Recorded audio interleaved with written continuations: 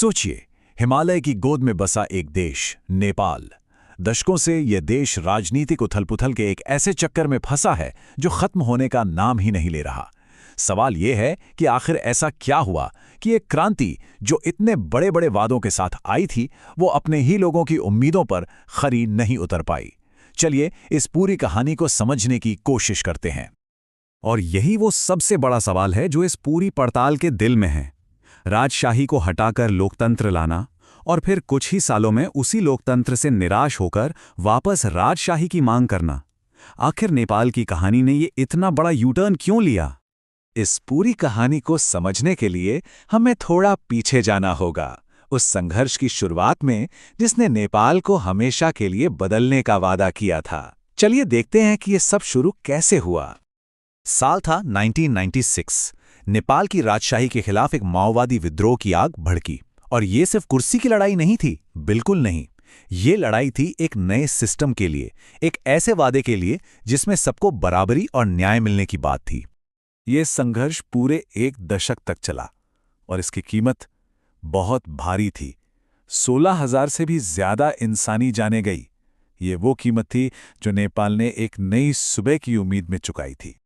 और फिर 10 साल के लंबे और खूनी संघर्ष के बाद नेपाल के इतिहास में वो मोड़ आया जिसका सबको इंतजार था।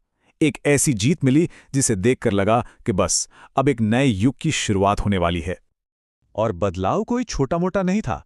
2006 का जन आंदोलन और उसके बाद हुए शांति समझौते ने तो जैसे इतिहास ही पलट कर रख दिया। सोचिए, 240 साल पुरानी राजशाही खत्म और उसकी जगह ली एक नए संघीय लोकतांत्रिक गणराज्य ने। तो फाइनली 2008 में माओवादियों की जीत हुई और राजशाही को आधिकारिक तौर पर खत्म कर दिया गया। वो एक ऐतिहासिक पल था, सच में। सबको उम्मीद थी कि अब देश में स्थायी शांति आएगी, तरक्की होगी। लेकिन जैसा अक्सर होता है, कहानी इतनी सीधी नहीं थी। क्रांति की जीत के बाद जो हकीकत सामने आई ना, वो उन उम्मीदों से बिल्कुल अलग थी। तो क्या क्रांति के बाद स्थिरता आई? बिल्कुल नहीं। बल्कि जो हुआ वो इस एक नंबर में छिपा है। सिर्फ 17 सालों के अंदर 14 प्रधानमंत्री। जरा सोचिए इस बारे में। 2008 से लेकर अब तक, मतलब हर सवा साल में एक नई सरकार। ये लोकतंत्र कम और म्यूजिकल चेयर्स का खेल ज्यादा लग रहा था। चेहरे बदलते गए पर देश की हालत वो जस की तस रही।